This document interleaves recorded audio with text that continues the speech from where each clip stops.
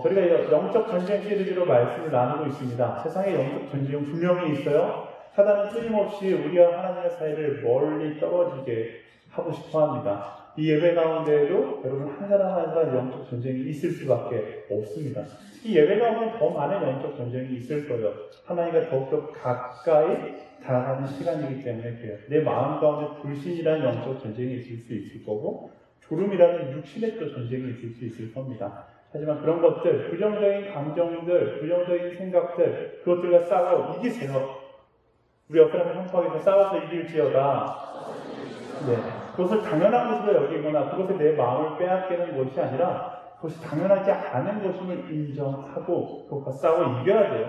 핸드폰을 펼쳐주고 싶은, 제가 정지하는 걸 별로 좋아하지 않지만 그것 또한 영적 전쟁일 수 있습니다. 하나님의 말씀에 집중하고 하나님께 집중해 나아가는 그런 시간이 되기를 축복합니다. 오늘 영적 전쟁 시리즈 가운데 8번째 믿음의 방패에 대해서 함께 나눠보려고 합니다. 방패는요, 말 그대로 보호의 의미를 가지고 있어요. 사단의 수많은 영적 공격으로부터 우리를 보호하는 능력, 바로 그것을 믿음이라고 말씀을 설명하고 있는 것입니다. 근데 우리는요, 제가 이렇게 굳이 설명하지 않아도 다 알고 있어요. 믿음을 가지고 우리가 맞서 싸워야 된다는 걸 다 알고 있습니다. 근데 알고 있는 것과 살아가는 것은 너무나 달라요. 아는 것으로 멈춰서는 절대로 안 된다라는 것입니다. 우리가 아무리 영어 문법을 잘 알고 수학 공식을 잘한다 할지라도 그것 가지고 모든 영어를 다 할 수 없고 모든 수학 문제를 다 풀 수 없듯이 우리가 아는 것과 살아가는 것은 너무나 다르기 때문에 우리는 아는 것에서 멈추는 것이 아니라 살아가는 삶을 살아갈 수 있어야 한다라는 거예요. 우리 믿음의 방패가 있다는 것을 알면서도 믿음의 방패를 사용하지 않을 때가 너무나 많습니다. 그래서 사단이 공격했을 때 믿음의 방패를 꺼내야 되는데 믿음의 방패를 꺼내는 것이 아니라 나의 경험의 방패를 꺼내고 나의 이성의 방패를 꺼내거나 내가 가진 돈과 물질의 방패를 꺼내는 것이죠. 굉장히 단기적인 아주 미약한 방패를 나의 무기 삼아 나아가려고 하다 보니까 우리 인생 가운데 끊임없이 영적 전쟁 가운데 넘어지고 힘든 삶을 살아가고 있는 것이죠. 여러분 스스로에게 솔직하게 물어보세요. 여러분의 영적인 방패는 무엇입니까? 여러분 가운데 어려움이 찾아왔을 때 여러분 무엇을 방어하세요? 우리 살면서 많은 방패들을 의지하면서 살아갑니다. 사람이라는 방패, 돈이라는 방패, 나의 능력이라는 방패, 스펙이라는 방패, 이런 여러 가지 방패들을 의지하면서 살아갑니다. 우리가 의식하지 못할 뿐이지 지금 이 순간에도 우리는 어떤 세상적인 방패를 가지고서 그것을 의지하며 나아갈 때가 너무나 많습니다. 하지만 제가 여러분들에게 확실하게 이야기할 수 있는 한 가지는 이 땅의 그 어떤 방패도 완전하지 않다라는 것입니다. 완전할 수 없는 것이죠. 그 완전하지 않은 것을 완전하다라고 착각하고 그것으로 방패 삼아 영적 공격에 나선다라면 우리는 실망하고 좌절할 수밖에 없는 것이죠. 그래서 그 실망하고 좌절한 우리들에게 말씀이 이야기하는 아주 강력한 방패가 있습니다. 그게 바로 믿음의 방패인 거예요. 이 믿음의 방패는요, 앞에서 이야기했던 전신갑주의 여러 무기들과 조금 달라요. 원어로 보면 진리의 허리띠 위에 가슴바지 복음을 예비하는 신은 가지라고 표현합니다. 동사로 have 동사를 쓰는 거죠. 그런데 이 믿음의 방패부터는 취하다 테이킹이라는 동사를 사용합니다. 다른 무기들은 그냥 입고 있으면 되는 것인데 믿음의 방패는 적극적으로 내가 선택해서 사용해야 한다라는 것이죠. 근데 우리는 알지만 너무나 자주 믿음의 방패를 들어야 할 순간에 들지 않습니다. 오히려 믿음의 방패를 지급받았음에도 불구하고 이걸 지급받았다는 사실을 잊고 살 때가 너무나 많이 있어요. 영적 공격이 찾아올 때 믿음의 방패를 들고 막으면 되는데 내가 이 믿음의 방패를 지급받았다는 사실조차 잊어버린 채 살아가니까 그 영적 공격 앞에 쓰러지고 낙담하고 힘들어하는 것이죠. 우리는 이 말씀 가운데 다시금 리마인드하는 거예요. 내가 믿음의 방패를 지급받았구나. 그리고 내 인생 가운데 영적 공격이 찾아올 때에 나의 세상의 방패가 아니라 이 믿음의 방패로 맞서 싸울 수 있는 우리가 되어야 하는 것이죠. 그렇다면 믿음의 방패란 무엇인가? 믿음의 방패란 다 알고 있겠지만 다시 복습하는 셈 치고서 거기서부터 다시 시작해 볼게요. 여기서 말하는 믿음의 방패, 그 믿음의 대상은 너무나 명확하죠. 바로 하나님을 향한 믿음일 것입니다. 말씀은 이렇게 이야기해요. 요한일서 5장 4절 5절 말씀. 같이 읽어보겠습니다. 시작. 하나님에게서 난 사람은 누구나 세상을 이깁니다. 바로 우리의 믿음입니다. 세상을 이긴 사람이 누구입니까? 예수께서 하나님의 아들이심을 믿는 사람이 아닙니까? 말씀은 믿음에 대해서 아주 명쾌하게 이야기해요. 믿음은요, 복음의 소식, 바로 하나님께서 나를 창조하셨고 나를 사랑하셔서 이 땅 가운데 인간의 육신의 몸을 입고 오셨고 또 나를 위해 죽으시고 부활하셨다는 그 소식을 믿는 믿음, 그 복음을 향한 믿음, 더 나아가서 지금 이 순간에도 하나님은 나와 동행하시고 나를 위해 일하고 계신다라는 그 살아계신 하나님을 향한 믿음을 오늘 말씀에서 그것을 방패라고 이야기하고 있는 것입니다. 다 알죠. 제가 이야기했듯이 하지만 중요한 것을 알지 못할 때가 너무나 많아요. 이 믿음이 나의 입술이나 나의 감정에 머물러서는 안 된다라는 것이죠. 많은 사람이 착각해요. 내가 이 믿음을 고백하며 믿음의 방패가 나를 보호해 줄 것이라고 생각합니다. 내가 감정적으로 이 믿음에 취하면 이 믿음이 나를 방어해 줄 것이라고 생각해요. 수련회 가서 열심히 기도하면 성령 충만해지죠. 그런데 이 성령 충만한 감정적인 변화가 나를 지켜줄 거라고 착각할 때가 있어요. 교회 오면은 마음이 막 든든해져요. 근데 이 마음의 든든해짐이 나를 방어해 줄 거라고 생각할 때가 있습니다. 하지만 그렇지 않다라는 사실을 우리는 기억해야 돼요.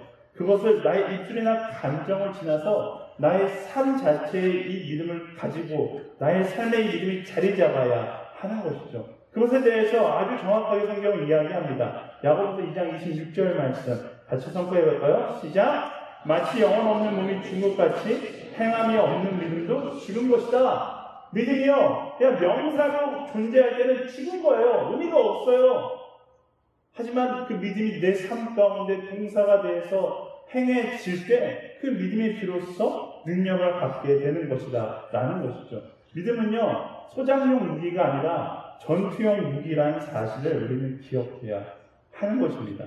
그래서 그 믿음이 내 삶 가운데 선포되어지고 내 삶 가운데 동사가 되어 나타날 때 내 삶 가운데 나타나는 변화가 갈라디아서 2장 20절의 고백이고 골로새서 3장 9절에서 10절의 말씀에 고백이다 라는 것입니다. 2장 20절은 워낙 유명하니까요. 골로새서 말씀 같이 읽어볼까요? 시작! 여러분은 옛사람을 그 행위와 함께 벗어버리고 새 사람을 입으십시오. 이 새 사람은 자기를 창조하신 분의 끊임없이 새로워져서 참 지식에 이르게 됩니다. 믿음의 고백에서 멈추는 것이 아니라 믿음의 고백을 따라 살아가는 사람, 하나님의 형상을 따라 끊임없이 새로워지기를 소망하며 나아가는 사람, 그게 바로 믿음의 방패를 명사형이 아니라 동사형으로 가지고 살아가는 사람의 모습이다라는 것입니다.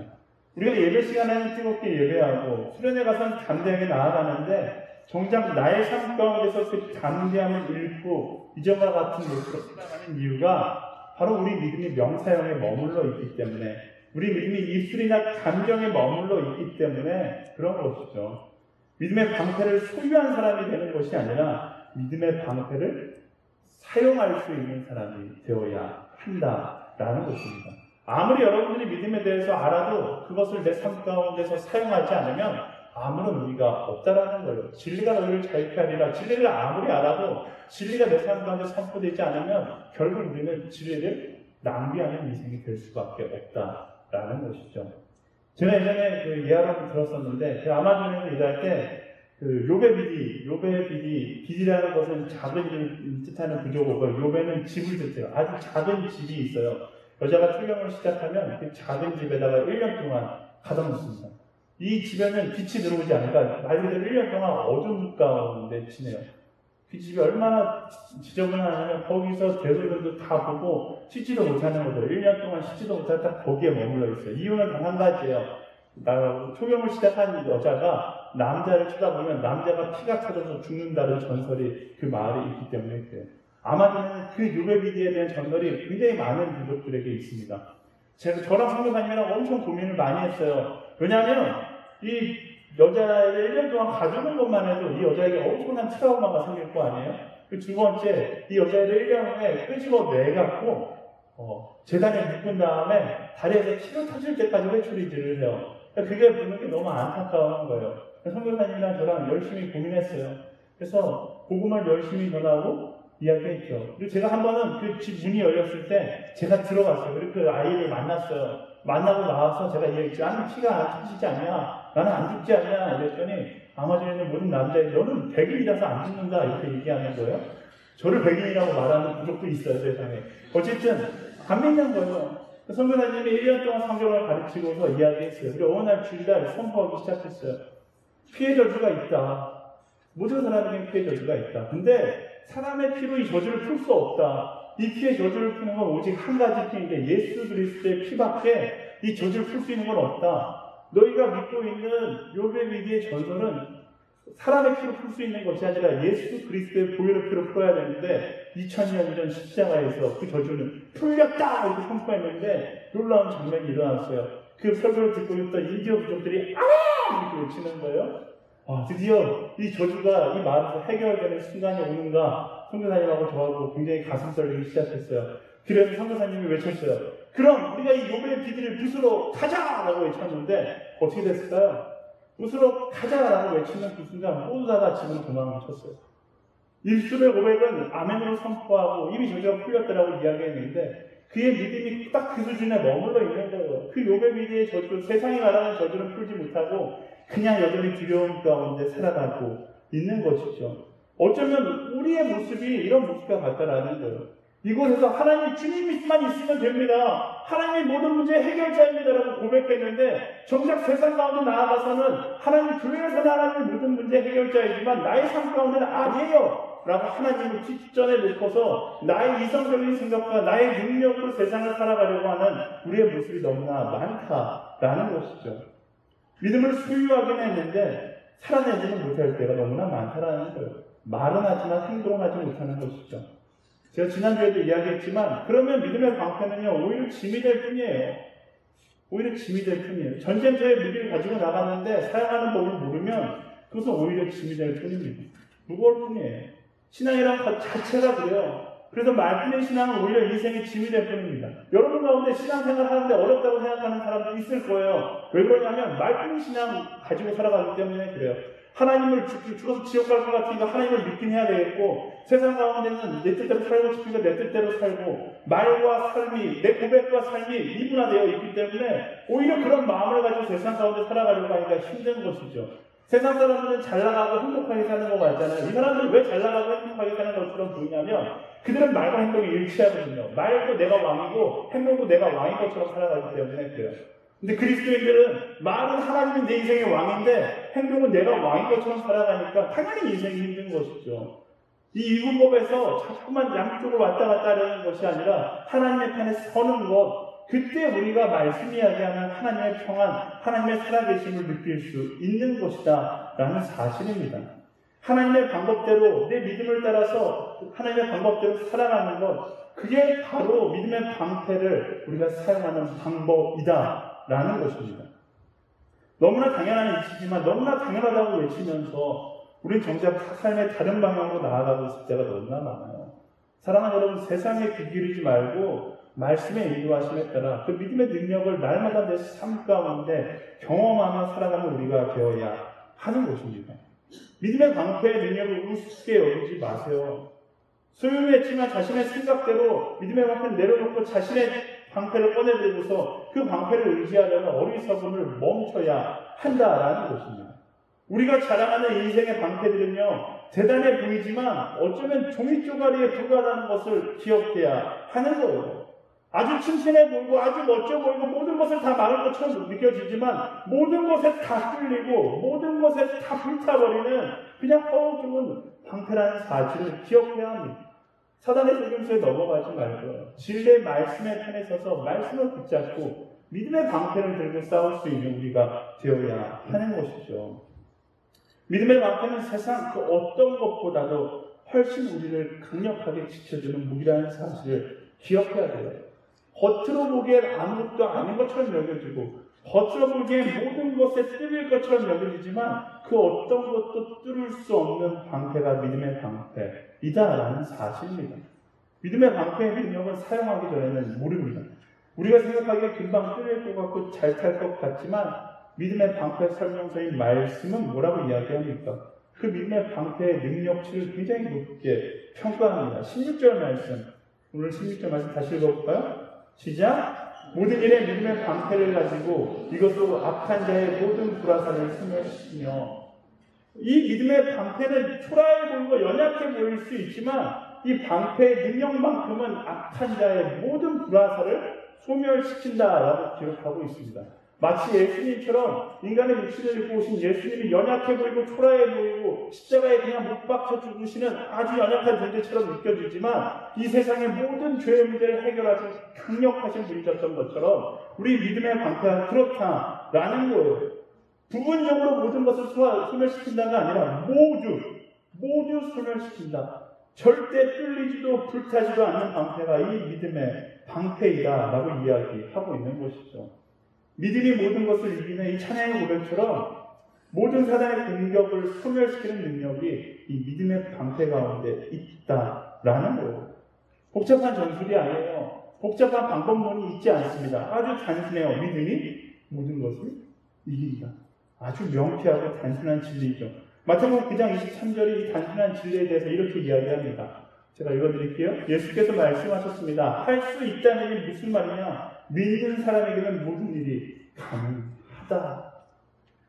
반쪽짜리 믿음이 아니라 진정한 믿는 사람에게는 모든 것 가운데 승리하게 하신다라고 말씀이 약속하고 있는 거예요. 우리 옆 사람에게 이렇게 이야기해 줄까요? 믿음이 모든 것을 이깁니다. 언제나 기억하세요. 세상의 어떤 공격도 사단의 어떤 시험도 우리의 믿음 앞에서는 상대가 되지 않는 거예요. 이 명쾌한 진리를 쫓아 나아가는 우리가 되어야 하는 것입니다. 그렇다면 말씀이 이야기하는 악한 자의 불화살은 어떤 것들이 있는가? 오늘 세 가지로 나누어서 한번 이야기해 보려고 해요. 첫 번째는요, 교만함의 불화살입니다. 사단은요, 하나님이 우리에게 필요 없다라고 이야기합니다. 그래서 나의 능력을 의지하게 하고 내가 가진 조건과 환경을 의지하게 만드는 것이죠. 대표적으로 이 교만함의 불화살에 쓰러졌던 것이 아담과 하와이죠. 아담과 하와를 시작으로 인생의 수많은 선배들이 이 교만함의 불화살을 맞고 쓰러졌습니다. 우리는 이 불화살을 경계하는 사람이 되어야 하는 거예요. 내 인생이 교만해지면 하나님의 필요성을 잊어버리기 때문에 그래요. 하나님의 필요성을 잊어버리면 저절로 하나님과의 거리가 멀어지기 시작합니다. 여러분 인생을 생각해 보세요. 내 삶 가운데 낮은 자리에 있을 때, 힘든 순간에 있을 때 그때는 붙잡지 말라고 해도 하나님이 잘 붙잡거든요.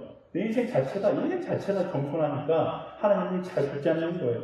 그런데 조금 시간이 지나고 나이가 차고 20대, 30대, 40대가 되어서 조금 높아지고 내 인생 가운데 성공이 무엇인지 경험하다 보면 우리는 이 교만함의 불화살 앞에 속수무책으로 당하게 됩니다.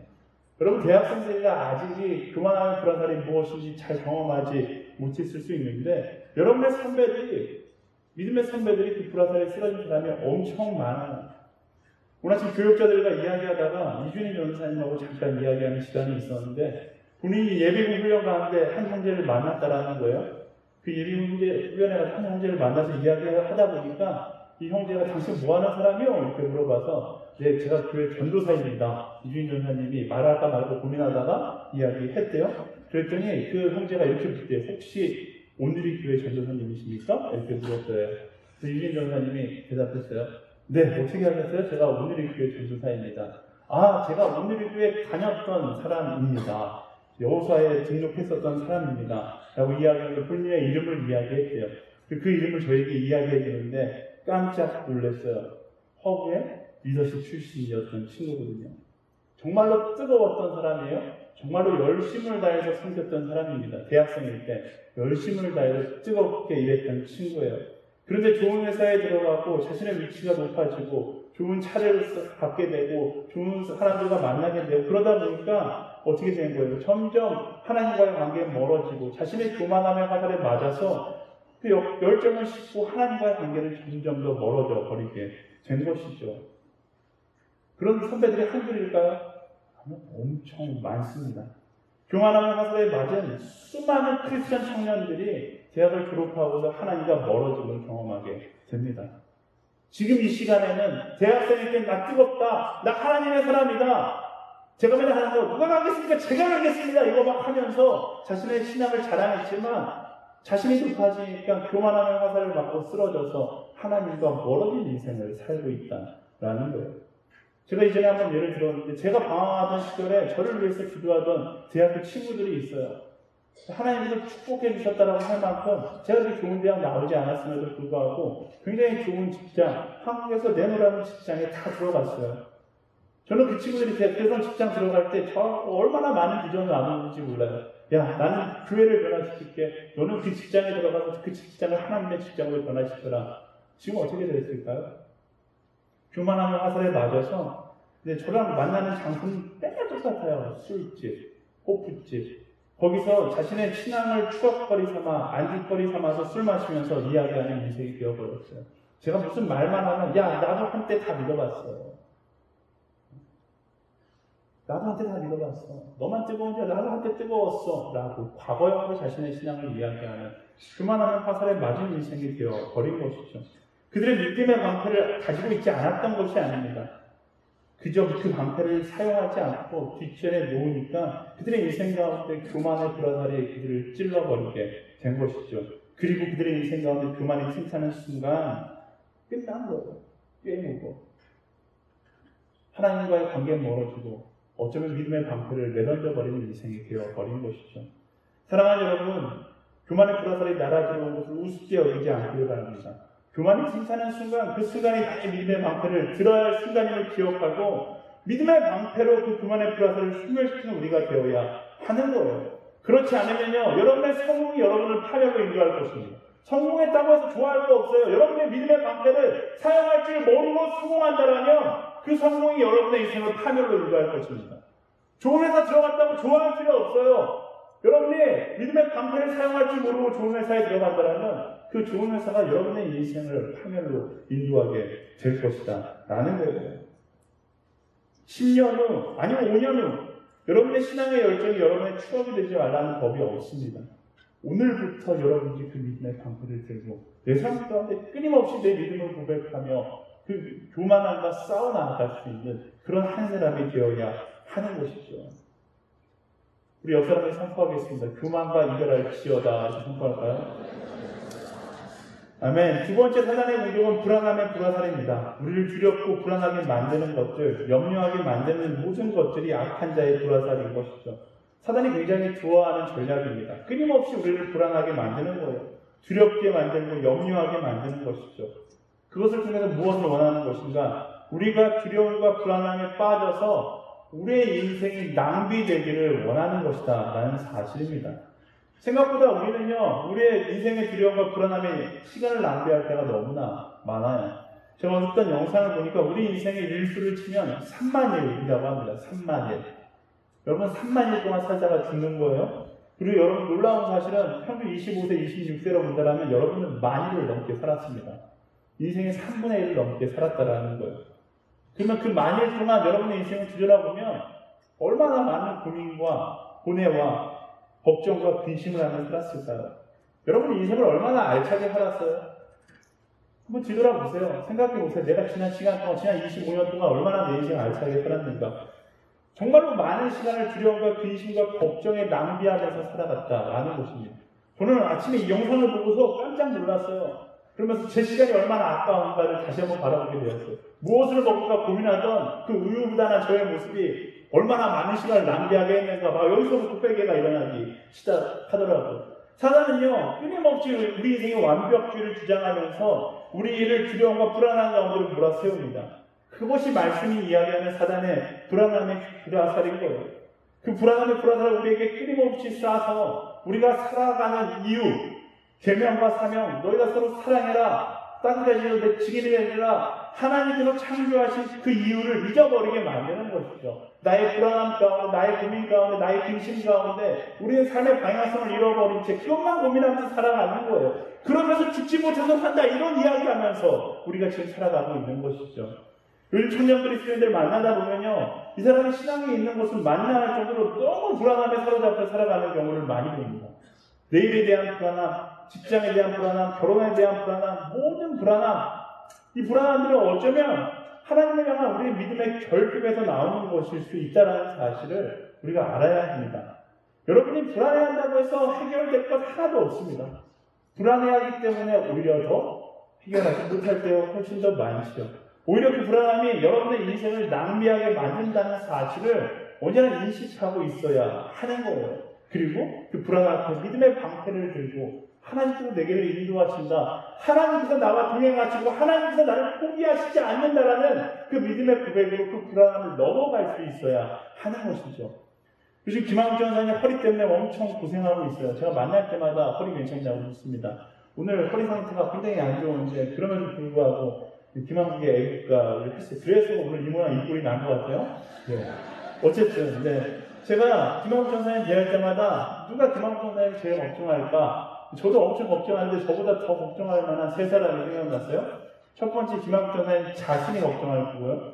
두 번째 김학준 전사님 여자친구가 엄청 걱정할 거예요. 제가 허리 괜찮아요? 이렇게 물어보고 여자친구랑 안 헤어졌어요? 이렇게 맨날 물어봐요.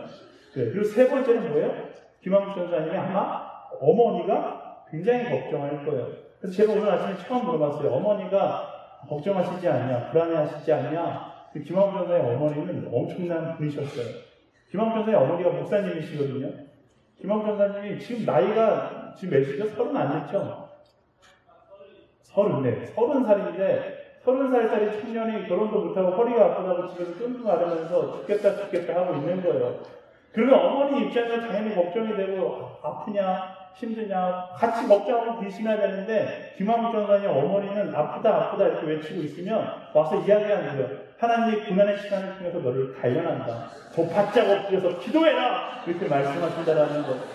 야, 그 이야기를 듣는데 이게 바로 믿음의 방패를 가진 어머니이고 믿음의 방패를 가진 한 사람이구나 라는 생각이 들더라고요. 내일을 만드는 것은 나의 불안함이 아닙니다. 여러분 착각하지 마세요. 여러분의 고민과 불안함이 내일을 만들어가는 것이 아니에요. 내일을 계획하시는 이는 하나님이시라는 사실을 고백하고 담대하게 나아가는 저와 여러분들이 되어야 하는 것입니다. 불안함에 불안함에 맞아서 시간을 낭비하지 마세요. 이렇게 말하면 조금 여러분들이 거칠고 상처로 받아들일 수 있겠지만 사랑하기에도 복음 전하기에도 짧은 우리의 인생이라는 시간을 불안함에 빠져서 고민하면서 고뇌하면서 살아간다는 것은 어쩌면 인생 낭비 죄라는 생각이 들어요. 어쩌면 하나님께서 가장 싫어하는 모습일 수 있다는 것입니다. 여러분의 인생은 고민하라고 창조된 인생이 아니에요.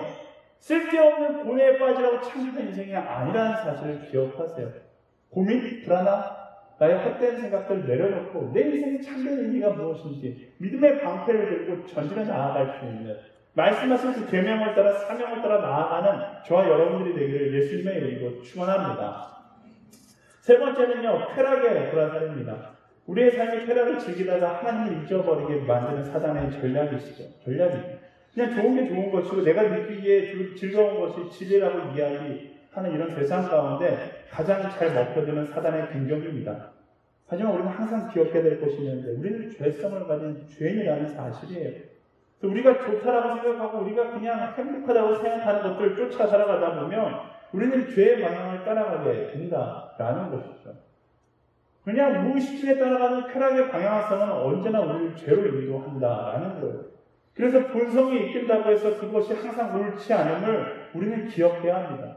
요즘 세상은요, 이것에 대해서 정당화시킬 때가 너무나 많아요. 그리고 내가 좋은 것이 의라고 생각하고 옳다라고 이야기합니다. 하지만 말씀은요, 본성에 따르는 쾌락의 삶을 죄라고 정의하고 있다는 사실. 내가 아무리 이것이 의고 아무리 옳은 길이라고 이야기해도 하나님은 그것을 죄라고 말씀하신다는 사실을 늘 기억해야 하는 것입니다. 쾌락에 취한 사람이 하나님을 가까이 하는 경우를 좀 별로 본 적이 없어요. 많은 대학교의 친구들이 저에게 와서 술, 담배, 혼전, 순결, 여러 성적 문제 때문에 고민을 상담합니다. 그리고 나름대로 자기만의 결정을 내릴 때가 있고 저는 항상 똑같아요. 하나님이 기뻐하시지 않는 것이라는 그 모양이라도 잘라내는 게 옳다.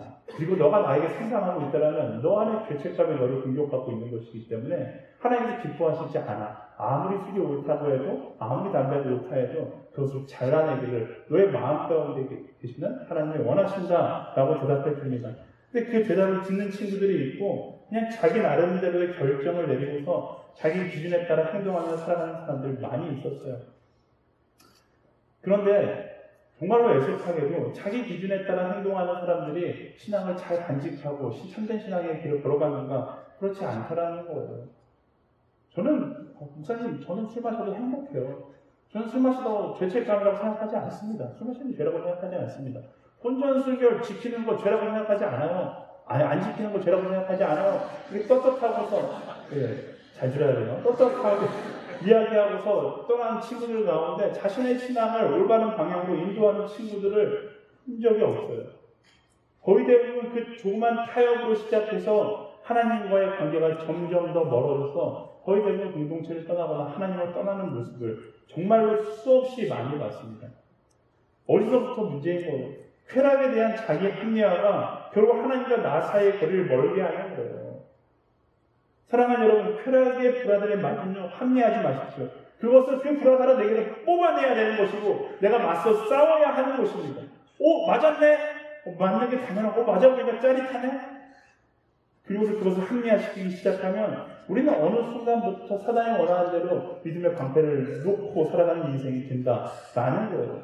저는 여러분들이 그런 인생을 살게 되지 않게 되기를 소망합니다. 특히 형제들, 게임에 중독되고 인나물에 중독되면 합리화시키고 싶은 마음이 엄청 있어요. 게임에 하는 게 무슨 큰 죄야. 게임하는 게 무슨 큰 죄야. 음란한 영상 보고 이게 무슨 큰 죄야. 나의 성욕을 해결하는데 이게 무슨 큰 죄야. 라고 생각할 수 있지만 그 합리화로부터 내 믿음의 방패의 기능을 잃어버리고 사단이 기뻐하는 길로 걸어갈 수 있다라는 거예요. 절제하지 못하는 쾌락은 다 죄예요. 전 여러분에게 단호하게 이야기하고 싶습니다. 세상에 수많은 하나님께 즐기라고 주신 쾌락들이 있지만 절제할 수 없는 쾌락은 무조건 죄예요. 타협하지 마십시오. 타협하지 마세요. 그리고 여러분 가운데 게임에 중독되어 있거나 음란물에 중독되어 있는 사람들 합리화시키지 마세요. 하나님께서 기뻐하시지 않습니다. 끌어내세요. 그게 바로 하나님께서 기뻐하시는 선택이고 우리가 믿음의 방패를 가지고 나가서 싸우는 방법이다라는 것입니다. 그렇지 않고 합리화하다 보면 우리는 하나님을 잃어버린 채 세상의 노예가 되어서 살아가게 되는 거예요. 이 시대의 쾌락의 영향력은 상상 이상으로 충격적입니다. 예수 믿는다고 믿음의 방패를 자랑하는 사람들 가운데 얼마나 많은 사람들이 쾌락의 노예로 살고 있습니까? 여러분 주변에 그리스도인이라고 이야기하는데 삶은 전혀 그렇지 않은 쾌락의 노예의 삶을 살아가는 사람들 얼마나 많습니까? 뉴스 보면요 수많은 그리스도인들이 죄의 노예가 되어서 살아가고 있어요. 무슨 말이에요? 우리가 관계 수위를 더 높여야 한다는 거예요. 믿음의 방패를 더 높게 들어야 될 시대 가운데 우리는 살고 있다라는 것입니다. 세상은 죄가 너무나 당연한 것처럼 여겨지는 세상이 되어버렸어요. 제가 지난주에 포항의 한동대학교에 희망학생 답사를 갔다가 시간이 좀 남아서 교육자들과 함께 볼링을 치러 갔어요. 포항에서. 네. 포항에 볼링을 치러 갔는데 그 볼링장이 있는데 락 볼링장이에요. 락 볼링장을 뭔가에서 갔더니 볼링장 자체가 어둡고 공이 반짝반짝 빛나고 막 불명이 있는 거예요. 다행히 딱 저희들 교육자 4명만 딱 있어갖고 4시로 볼링을 치는데 놀라운 장면이 일어났어요. 볼링장에 갑자기 앞에 커다란 LED가 켜지더니 커다란 LED에서 걸그룹 영상이 막 나오는 거예요. 제가 예전에도 이야기 저는 걸그룹 영상을 보지 않거든요. 왜냐하면 시험에 들 거라는 생각을 저는 항상 하기 때문에 저의 연약함을 알 때는 보지 않아요. 진짜 한 5년, 6년 만에 걸그룹 영상을 제대로 눈을 뜨고서 봤어요. 제가 알던 걸그룹의 모습은 핑크, SES 이런 거였거든요. 여기까지 꽉 찬 옷을 입고서 막 이렇게 알러뷰 이렇게 노래 부르던 애들이었는데 요즘은 아니더라고요. 너무 충격적이었어요. 차마 눈을 뜨고서 볼 수 없는 의상에 너무 충격인 거예요. 그때 저희 여자 간사님이 계시는데 여자 간사님과 같이 있다라는 사실 자체가 부끄러워질 정도로 너무 음란해 보이는 거예요. 제가 이렇게 이야기하면 많은 사람들이 목사님 너무 순진한 거 아니에요? 이라고 이야기할 수 있어요. 근데 저는 여러분들에게 혈교를 준비하면서 꼭 이야기를 하고 싶었어요. 제가 이 이야기를 하고 있는 게 당신 너무 순진해서 그런 이야기 한다라고 생각한다라면 제가 순진한 게 아니라 여러분들이 타락한 거예요. 그게 쾌락의 부하들의 부정적인 영향력입니다. 아마 그건 점점 더해질 거예요. 제가 그걸 너무 봤다는 걸 강조하는 것 같은데 어쨌든 그 장면을 보면서 놀란 거는 한국 가수가 지나가고 나니까 미국 가수 장면이 나오는 거예요. 제가 막 안 보려고 해도 저의 자꾸만 눈이 따라가는 거 어떻게 해요? 봤는데 미국 가수는 더 말도 안 되는 옷을 입고 나와서 춤을 추고 있는 거예요. 그게 옷이냐라고 생각될 정도로 그런 옷을 입고 춤을 추고 있는 거죠. 뭐예요? 그게 그만큼 그 사람들의 합리화가 더 많은 것들을, 많은 죄를 양산해내고 있다는 것을 이야기하는 거예요. 사랑하는 이런 시대 가운데 살면요, 우리는 본질적인 사랑을 잃어버릴 수밖에 없어요. 이번 주에 제가 모든 남자의 참을 수 없는 유혹이라는 책을 읽었는데, 이 책 가운데 정말로 마음에 와닿았던 그 문구가 있어요. 남자는 눈을 굶주려야 된다는 거예요. 너무나 많은 음란물에 눈이 노출되어 있다 보니까 그러면서 생기는 부작용이 내 아내를 봐도 사랑스러워 보이지가 않는다는 거예요. 내가 사랑해야 되는 사람을 바라봐도 사랑스러워 보이지가 않는다는 거예요. 그 사람을 사랑하기 위해서 내 눈을 굶주려, 음란물로부터 굶주려야 되고 세상의 것들로부터 굶주려야지 내가 사랑하는 사람을 바라봤을 때 그 사람이 사랑스러워 보인다라는 것입니다. 그 책을 읽는데 이 세상 가운데 왜 이렇게 많은 사람들이 이혼하고 사랑하지 못한 채 살아가는지 그게 답이 여기 있는 거예요. 너무나 많은 쾌락에 젖어 있으니까 아무리 사랑스러운 것을 내가 사랑해야 하는 것을 봐도 전혀 사랑스러워 보이지 않는 것이죠. 남자든 여자든 다 마찬가지인 거예요. 하나님 안에서 내 눈을 거룩하게 지켜야 되는데 내 눈이 쾌락에 젖어 있으니까 내가 하나님이 기뻐하시는 걸 봐도 하나님의 기쁨이 내 마음 가운데 느껴지지 않는 것이죠. 사랑하는 여러분, 이런 쾌락에 잠식된 사회 가운데 우리는 어떻게 살아가야 합니까? 쾌락을 쫓아 살아가는 것이 아니라 믿음의 방패를 들고 그 쾌락을 끌어내고 맞서 싸워서 나아갈 수 있는 우리가 되어야 하는 것입니다. 어쩌면요, 제가 지금 이야기하는 믿음으로 이기라는 말이 너무나 단순하고 너무나 교과서 같은 이야기를 하는 것처럼 들릴 수 있어요. 하지만 그 단순한 진리 가운데 정답이 있다는 사실을 우리는 기억해야 합니다. 말씀을 향한 진리를 무너뜨리는 세상의 거짓말에 속지 마세요.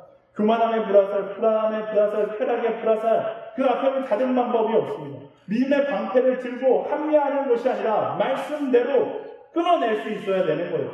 사단은 끊임없이 우리에게 들 필요 없다라고 이야기합니다. 어떻게 하면 우리 손에서 믿음의 방패를 뺄 수 있을까를 궁리하기 때문에 그래요. 속지 마시고요. 작은 불화살 앞에도 여러분의 믿음의 방패를 들게 되기를 예수님의 이름으로 축원합니다. 예수 그리스도의 이름으로 물리치면서 여러분의 신앙을 지켜나갈 수 있는 사람이 되어야 한다라는 거예요. 말씀 여기서 마치고 싶은데 꼭 이야기해야 될 것이 있어서 시간이 좀 지나가서 이야기할게요. 마지막으로 우리의 믿음의 방패를 어떻게 관리해야 되는가 세 가지로 나누어서 짧게 이야기할게요. 첫 번째는요, 방패는 날마다 점검해야 돼요. 방패는 날마다 말씀과 기도로 나의 믿음의 방패를 점검할 수 있어야 합니다. 내 방패에 묻어있는 세상의 이기심과 욕심들을 다 닦아내야 하는 거예요. 말씀과 기도로 끊임없이 그 방패를 닫고 갈고 관리해야 하는 것입니다. 세상은 점점 더 지저분해지고 있어요. 제가 이야기했듯이 타락의 문화는 점점 더 영향력을 가지고 우리 가운데 공격하고 있습니다. 그럼 우리는 어떻게 해야 돼요? 우리는 그거에 발맞춰서 점점 더 열심히 나의 믿음의 방패를 닦아 나아갈 수 있어야 하는 것입니다. 날마다 큐티하고 날마다 기도하고 그럼에도 불구하고 더 우리는 많은 시간을 들여서 나의 믿음의 방패를 점검할 수 있는 사람이 되어야 한다라는 것입니다. 가만히 놔두면 내가 모르는 사이에 상해버려서 사용할 수 없는 방패가 될 수 있다는 사실을 기억하세요. 남자들 군대 가면 매일마다 똑같잖아요. 똑같은데요. 매일마다 나의 방패를 닦아서 나의 방패를 최상의 것으로 만드는 것. 그게 바로 우리 말씀과 그대로 묵상하는 하루하루의 삶이 되어야 하는 것입니다. 옆 사람 자고 있는 사람인데 깨워서 이야기했어요. 날마다 점검할지어다. 이렇게 확보해줄까요? 두 번째는요, 끊임없이 사용해야 합니다. 실전에서 사용하지 않는 방패는 장식품에 불과한 거예요. 믿음으로 선포하고 이기는 훈련을 날마다 하세요. 그리고 믿음의 방패를 통한 승리를 날마다 경험하십시오. 그 경험치가 쌓이면 쌓일수록 그 믿음의 방패의 능력치도 날마다 성장하게 되어 있습니다. 여러분 삶 가운데 어려움이 찾아올 때 주님의 이름을 외치는 훈련을 하세요.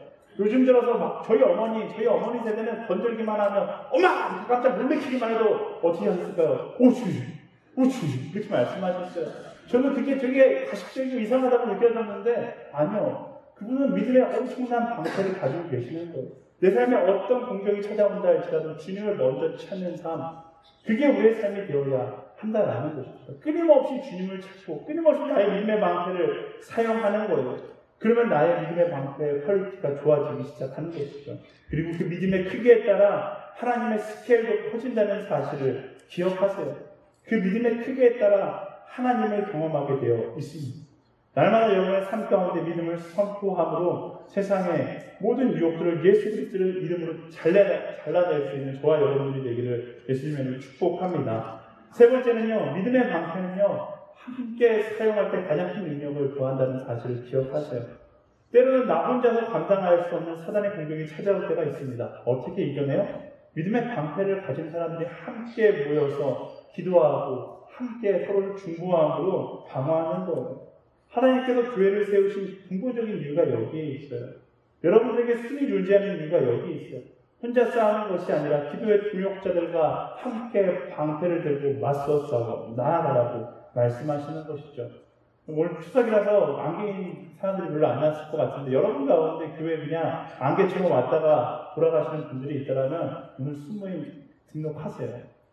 혼자 예배하는 것보다 함께 예배하고 함께 기도하며 나아가는 것이 우리가 승리할 수 있는 가능성이 훨씬 더 커진다는 사실을 기억하세요. 그리고 여러분 삶 가운데 힘들다는 생각이 들고 도저히 나의 믿음으로서 이겨낼 수 없다는 생각이 들 때 저한테 연락하세요. 010-9544-0291. 제 번호 다 아시잖아요. 모르는 사람들 신장한테 물어보셔서 저한테 연락하세요. 제가 여러분들과 함께 기도하겠습니다. 우리가 함께 믿음을 가지고 나아갈 때 그 허브대학교는 세상을 이기는 세상이 감당할 수 없는 능력의 공동체가 될 것입니다. 우리 옆 사람에게 이렇게 이야기해볼까요? 내가 너와 함께 기도할 때 이렇게 이야기해볼까요? 네. 말씀을 정리하겠습니다. 오늘은 믿음의 방패에 대해서 함께 나누었어요. 믿음의 방패는요, 그냥 소중히 간직하라고 우리에게 주신 것이 아닙니다. 여러분의 어떤 기념품으로 가지라고 하나님께서 주신 것이 아니라 들고 싸우라고 우리에게 주신 거예요. 사단이 공격해올 때, 세상 가운데 유혹이 내게 찾아올 때, 시험이 내게 찾아올 때 그 믿음의 방패를 들고 맞서 싸우는 우리가 되어야 하는 것입니다. 왜 두려워요? 믿음의 방패를 가지고 두려워하는 것처럼 어리석은 사람이 없습니다. 사단의 불화살 앞에서 맹없이 당하지 말고요. 믿음의 방패를 들고 담대하게 나아가 세상 가운데 승리를 선포하는 하나님의 군사들이 되기를 예수님의 이름으로 축복합니다. 사단은요, 끊임없이 교만의 불화살, 불안의 불화살, 타락의 불화살 우리에게 던질 거예요. 하지만 우리 고민할 필요 없습니다. 공격이 내게 온다 하시면 고민할 필요가 없어요. 하나님은 아주 명쾌한 수비 방법을, 수비 전략을 우리에게 이미 말씀하셨어요. 나의 믿음의 방패를 들고 담대하게 나아가면 되는 거예요.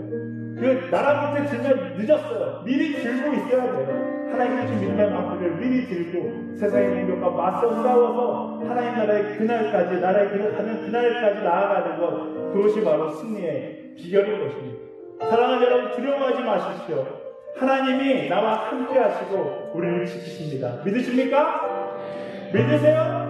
그럼 믿음의 방패를 소유하고 있음을 믿으십니까? 믿음의 방패를 들었다면 믿음의 방패를 들고 담대하게 세상 가운데 나아가서 세상의 영적 전쟁 가운데 승리를 선포하는 자, 그것이 우리의 삶이 되기를 예수님의 이름으로 축원합니다. 함께 찬양할 텐데요. 찬양의 가사가 너무 멋있어요. 아무것도 두려워 말라. 주 나의 하나님이 지켜주시네. 놀라지 말라. 겁내지 말라. 주님 나를 지켜주시네. 내 마음이 힘에 겨워 지칠지라도 주님 나를 지켜주시네. 세상의 험한 꿈과 몰아칠 때도 주님 나를 지켜주시네. 주님은 나의 산성, 주님은 나의 요새, 주님은 나의 소망, 나의 힘이 되신 여호와. 이것을 믿는 그 고백이 우리의 믿음의 방패인 것입니다. 여러분이 믿음의 방패를 믿으십니까? 믿음의 방패를 가지고 세상 가운데 승리를 선포하며 나아갈 사람들은 우리 다 같이 자리에서 일어나서 함께 찬양함으로, 함께 걸배함으로 나아가길 소망합니다. 아무것도 두려워 말라. 주 나의 하나님이 지켜주시네. 놀라지 마라. 겁내지 마라. 주님 나를 지켜주시네. 한 번 더 고백할까요? 아무것도 두려워하지 말라. 하나님께서 말씀하세요. 내 마음에 있는 사단의 생각을 쫓아내고요, 하나님의 마음을 품는 순간에 두려워하지 않게 될 것이고, 그 믿음의 방패가 나를 지킬 것이고, 우리 세상 가운데 승리를 요구하지 마라. 겁내지 마라. 주님 나를 지켜주시네.